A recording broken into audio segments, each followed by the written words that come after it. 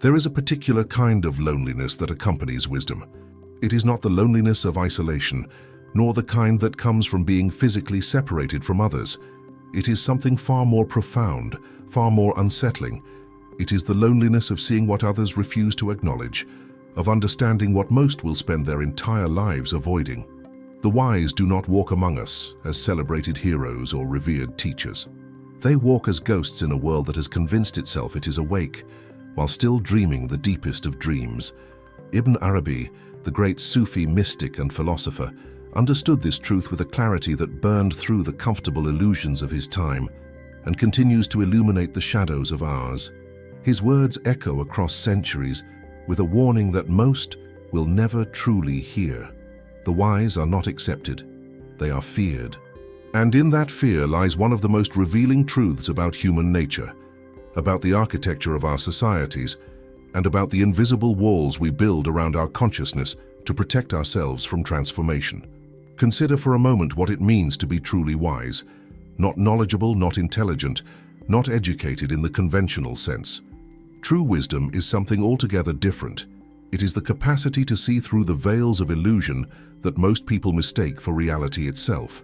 It is the ability to perceive the patterns beneath the surface, to recognize the truth that hides behind comfortable lies, to understand that what we call normal is often nothing more than collective agreement to remain asleep. The wise person has crossed a threshold that most will never approach. They have seen something that cannot be unseen, understood something that cannot be unlearned, and in doing so, they have become dangerous. But dangerous to whom? To what? This is where the mystery deepens, where we must look more carefully at what we truly fear. The wise are not dangerous because they carry weapons or threaten violence. They are dangerous because they threaten something far more fundamental: our carefully constructed sense of self, our agreed-upon reality, our collective delusions that make life feel manageable and predictable. A truly wise person is a mirror that reflects back what we have spent our entire lives trying to avoid seeing. They are a reminder that the emperor has no clothes, that the foundations we built our lives upon are made of sand, that the stories we tell ourselves about who we are and what the world is are just that, stories. When Ibn Arabi spoke of wisdom and its rejection, he was not speaking as an outsider looking in. He was speaking from the depths of his own experience, from the pain of being misunderstood, from the isolation that comes when you perceive reality differently than those around you. He was a man who had touched the infinite, who had experienced states of consciousness that transcended the boundaries of ordinary perception, who had glimpsed the underlying unity beneath all apparent separation. And for this, he was not celebrated universally. He was controversial. He was questioned. He was in many contexts feared. This fear reveals something crucial about human psychology. We are creatures of comfort and predictability. Our brains are wired to seek patterns, to create narratives, to build models of reality that allow us to navigate the world without constant uncertainty. This is not a flaw. It is a survival mechanism that has served our species well. But it comes with a cost. The cost is that we become deeply invested in these models, these narratives, these patterns. They become not just tools we use, but who we think we are. Our identity becomes fused with our worldview, and anything that threatens that worldview threatens our very sense of self. The wise person, by their mere presence, by the way they see and speak and move through the world, threatens this carefully maintained equilibrium. They ask questions that have no comfortable answers. They point out contradictions that we have learned to ignore. They refuse to participate in the collective agreements that keep social reality stable, and in doing so, they create a kind of existential anxiety in those around them. It is not a conscious, deliberate process. Most people who fear wisdom are not aware that this is what they are doing. They experience it as discomfort, as irritation, as a sense that something is wrong with this person who refuses to see things the normal way. There is a particular mechanism at work here, one that operates beneath the level of conscious awareness. When we encounter someone who has genuinely transcended our ordinary way of seeing, who operates from a different paradigm of understanding, our psychological defense mechanisms activate automatically. We feel threatened, though we may not know why. We feel uncomfortable, though we cannot articulate the source of our discomfort. And so we do what humans have always done when confronted with what we cannot integrate. We reject it. We dismiss it. We label it as strange, as eccentric, as dangerous, as wrong. This rejection takes many forms. Sometimes it is overt: mockery, exclusion, persecution. History is filled with wise beings who were killed, exiled, or imprisoned for their insights. Socrates drinking hemlock, Jesus crucified, countless mystics and visionaries burned, beheaded, silenced. But often the rejection is more subtle. It is the polite smile that masks incomprehension. It is the gentle dismissal that categorizes wisdom as impractical, naive, disconnected from reality. It is the patronizing tolerance that allows the wise person to speak, but ensures that no one truly listens. It is the social isolation that comes from being perpetually out of sync with the concerns and values of those around you. What makes this dynamic particularly tragic is that wisdom, true wisdom, is precisely what humanity needs most. In a world increasingly complex, increasingly interconnected, increasingly capable of both magnificent creation and catastrophic destruction, we desperately need those who can see beyond the immediate, who can perceive the deeper patterns, who can hold multiple perspectives simultaneously without collapsing into confusion or dogma. We need those who have done the difficult inner work of confronting their own shadows, their own illusions, their own participation in collective madness. We need the wise, but we fear them. And in fearing them, we reject the very medicine that might heal us. Ibn Arabi understood that this paradox was not accidental, not a mere quirk of history or culture, but something fundamental to the human condition. In his vast and complex writings, he explored the many dimensions of spiritual understanding, the stations of the soul, the ways that consciousness can expand and contract, the relationship between the finite and the infinite. And throughout his work runs a recognition that true understanding separates you from the crowd, that enlightenment is not a ticket to universal acceptance, but often a guarantee of misunderstanding and isolation. There is something deeply counterintuitive about this. We tend to imagine that wisdom leads to harmony, that understanding brings people together, that enlightenment results in universal love and acceptance. And in one sense, this is true. The wise person often does experience a profound sense of unity with all beings, a recognition of fundamental interconnection, a love that extends beyond personal preference or tribal loyalty. But this inner unity does not automatically translate into social integration. In fact, it often leads to the opposite. The person who has seen through the illusions that bind society together becomes difficult to incorporate into that society. They no longer play by the unspoken rules. They no longer participate in the collective fictions. They have become, in a sense, ungovernable. This ungovernable quality is what truly frightens those in power, whether that power is political, religious, social, or merely the power of collective conformity. A wise person cannot be controlled in the usual ways. They cannot be manipulated by fear because they have faced their own mortality and made peace with it. They cannot be seduced by promises of status or wealth because they have recognized these as empty signifiers. They cannot be shamed into compliance because they have moved beyond the need for external validation. They have found something within themselves that is more real, more solid, more trustworthy than anything the external world can offer. And this makes them profoundly dangerous to systems that depend on keeping people dependent, afraid, and compliant. But there is another dimension to this fear of wisdom, one that is even more personal and more painful. The wise person reminds us of our own unlived potential. They are a mirror reflecting back what we could be if we were brave enough to do the work, to face the darkness, to question everything we have been taught to believe without question. And this reminder is often unbearable. It is easier to dismiss them, to say they are different, special, chosen, or conversely to say they are deluded, arrogant, disconnected.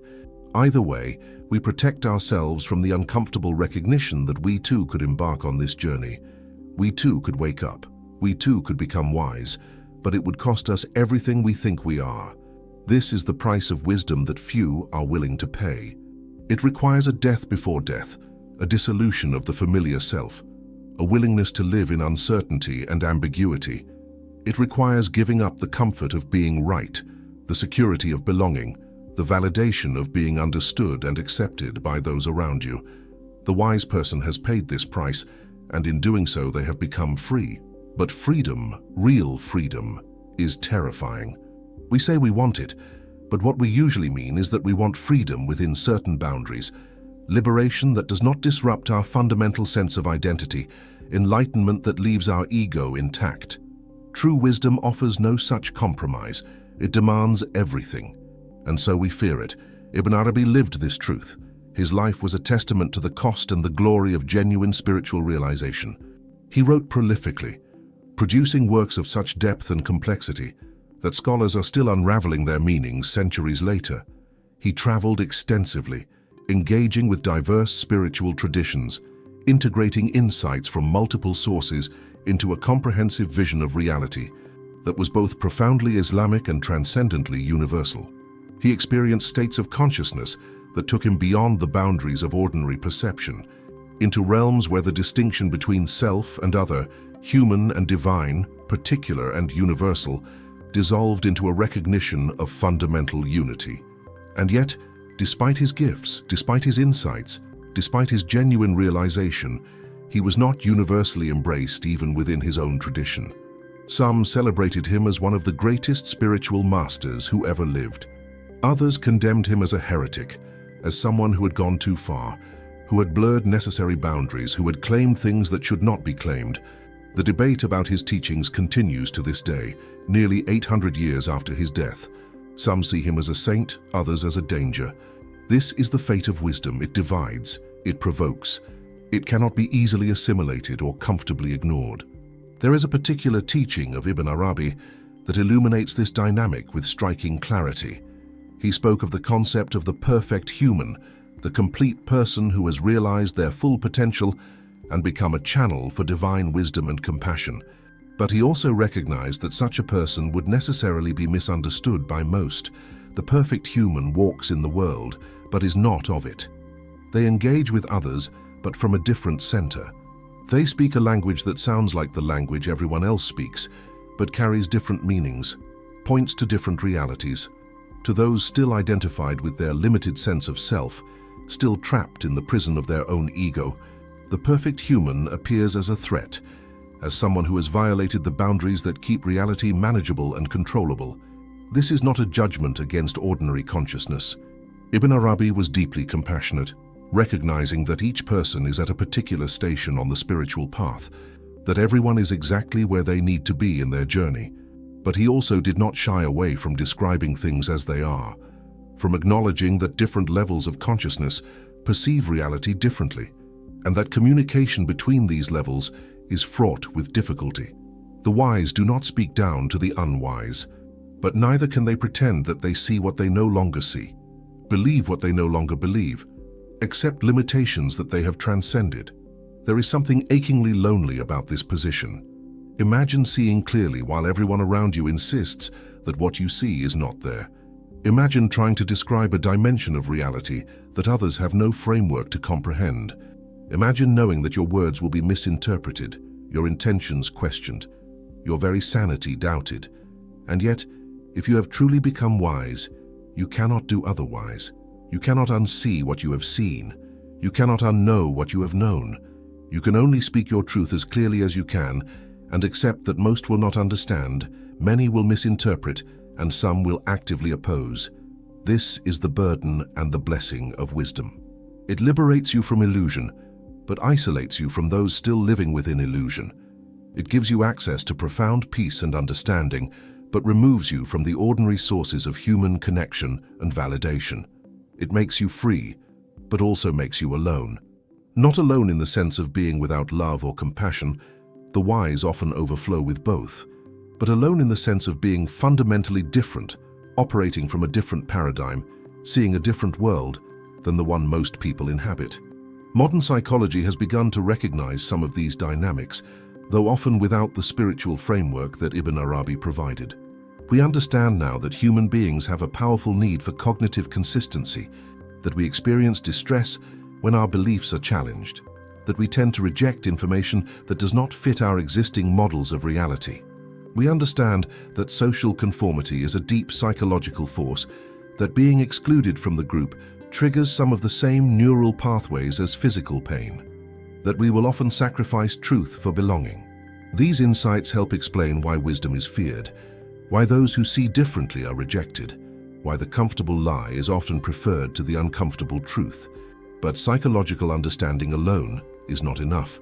What Ibn Arabi offers, and what modern culture often lacks, is a recognition that there are genuinely different levels of consciousness, that these levels perceive reality differently, and that what appears as truth at one level may appear as illusion at another.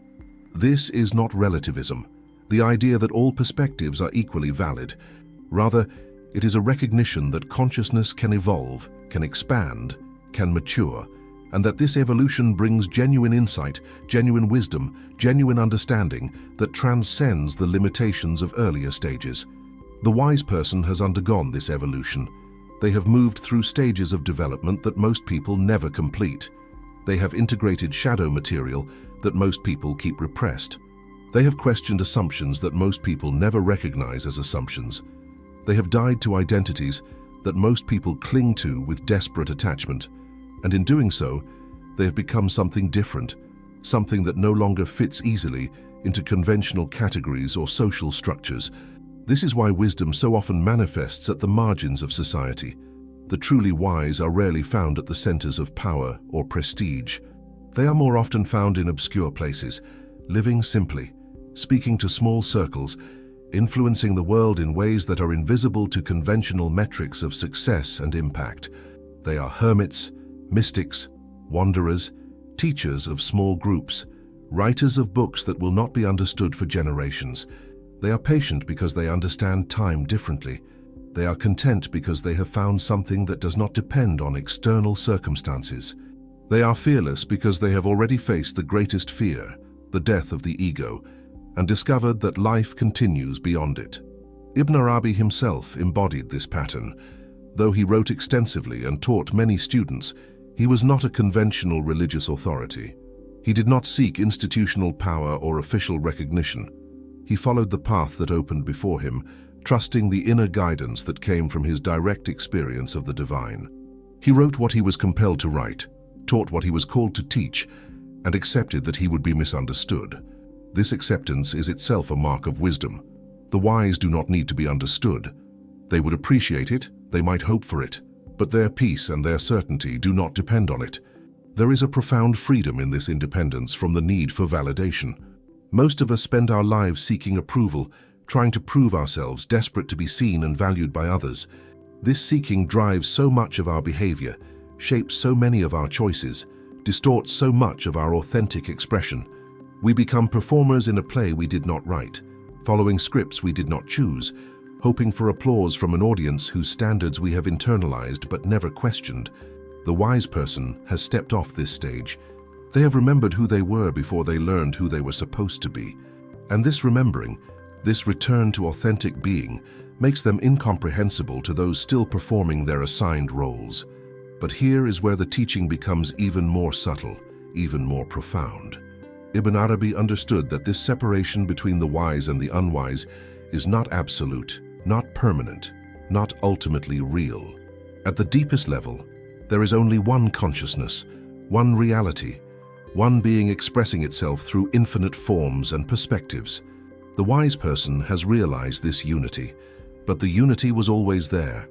The separation was always illusion. Everyone is already that which the wise person has recognized themselves to be.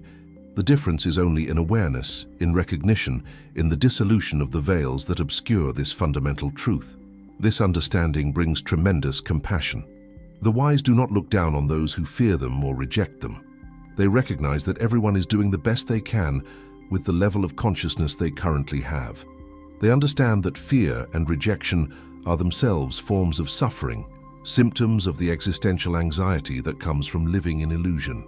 They see that those who most aggressively oppose wisdom are often those who most desperately need it, who are most threatened by it precisely because some part of them knows it is true and is terrified of what accepting that truth would require. So the wise remain present, remain available, remain compassionate even in the face of rejection and misunderstanding. They know that their role is not to force anyone to wake up, not to argue anyone into enlightenment, but simply to be what they are, to speak what they know, to live from the truth they have realized. And they trust that those who are ready will hear, will recognize, will respond. It may be few, it may be very few, but those few will receive something precious, something that can transform their entire life, something that can set them on the path toward their own awakening. This is how wisdom transmits itself across generations, not through institutions or formal structures, but through direct transmission from one who knows to one who is ready to know.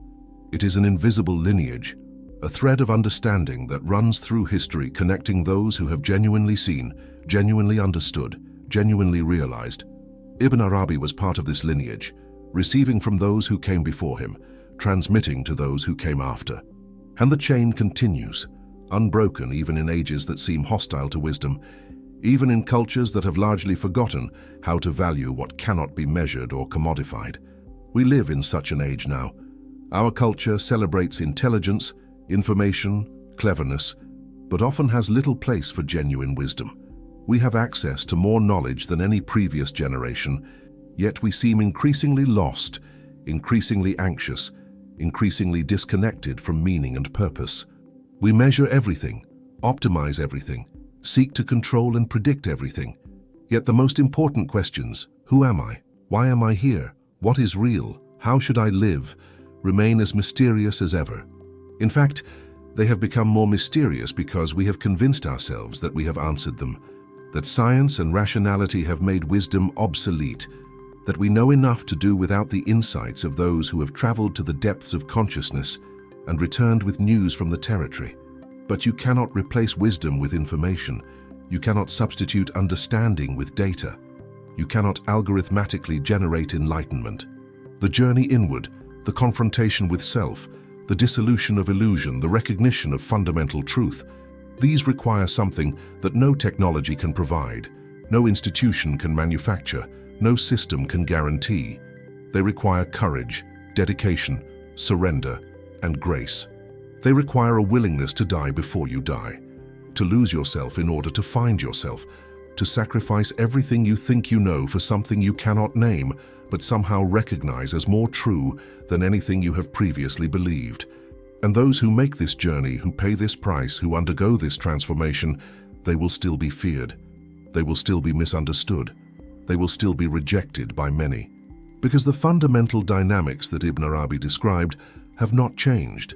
Human beings are still invested in their identities, still attached to their worldviews, still frightened by anything that threatens the carefully maintained stability of their psychological and social reality. The wise still hold up a mirror that most people do not want to look into.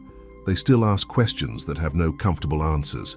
They still refuse to participate in collective delusions. And so they are still feared. But perhaps, and this is the hope that lies beneath the somber recognition, perhaps by understanding this dynamic, by seeing it clearly, by recognizing how and why we fear wisdom, we can begin to make a different choice. Perhaps we can become aware of our own defense mechanisms, our own investment in remaining asleep, our own resistance to transformation. Perhaps we can notice when we feel threatened by someone who sees differently, and instead of automatically rejecting them, we can pause and ask what they might be showing us about ourselves. Perhaps we can cultivate the humility to recognize that what we are certain about might be wrong, that what we take for reality might be illusion, that there might be dimensions of existence we have not yet glimpsed. This is not an easy choice. It requires vulnerability, openness, courage. It requires admitting that we do not know, that we are not in control, that we are not who we think we are. It requires facing the possibility that our entire life until now has been based on false assumptions, that we have been asleep while believing ourselves awake, that we have been living in a prison while calling it freedom. These are not comfortable recognitions, but they are the beginning of wisdom. And here, perhaps, is the deeper teaching hidden within Ibn Arabi's observation. Yes, the wise are feared. Yes, they are rejected. Yes, they walk a lonely path. But this need not be inevitable. It is a choice we make, individually and collectively. We can choose fear, or we can choose curiosity. We can choose rejection, or we can choose openness. We can choose to protect our illusions, or we can choose to seek truth. The wise will remain who they are regardless of our choice. But our lives, our societies, our future, these depend on whether we can learn to stop fearing wisdom and start honoring it, seeking it, embodying it ourselves. Ibn Arabi's life and teachings offer a map for this journey, a guide for those willing to undertake it. He does not make it easy. He does not promise that wisdom will make you popular or successful or comfortable.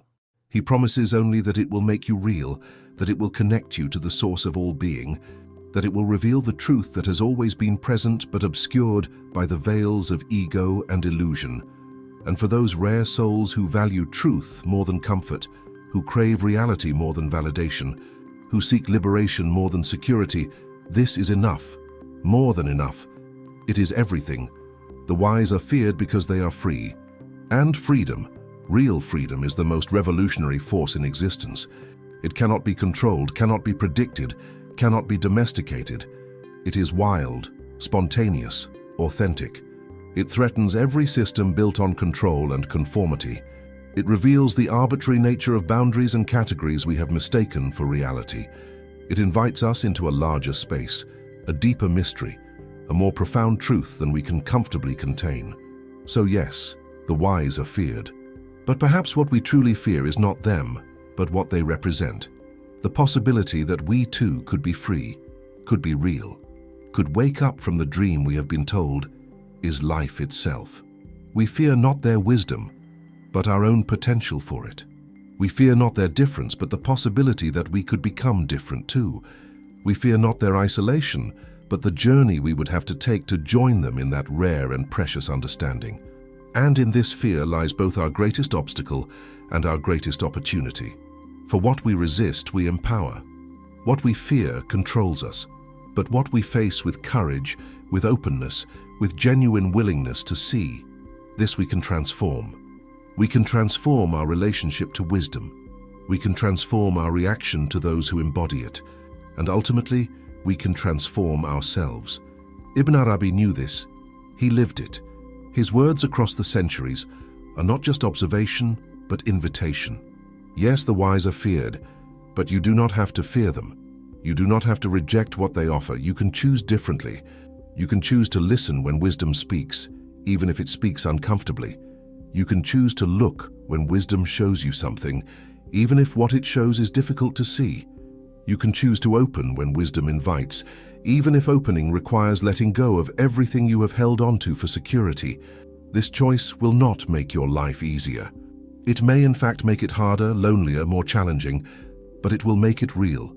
And in a world of illusion, of pretense, of carefully maintained fictions, reality is the rarest and most precious gift. The wise have found it. They offer it. The question is whether we can set aside our fear long enough to receive it.